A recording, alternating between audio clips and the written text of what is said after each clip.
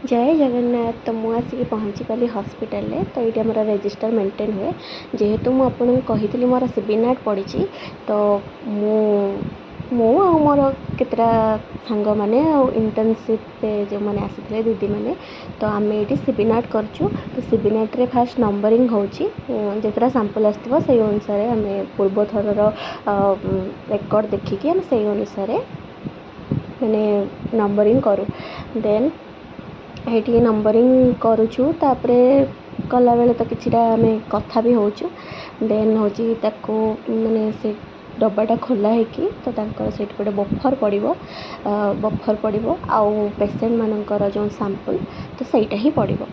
तो सहीटा कला बेले मत टिके जेहेतु मु गोटे मेडिकल फील्ड रे फिर भी मत असना फिल हुए तो मुझे कलिनी। तो आमर जे इंटर्नशिप दीदी थी तो सी से करुले मुझे वीडियो रेकर्ड करी तो पेसेंट कर सैंपल पड़ सारा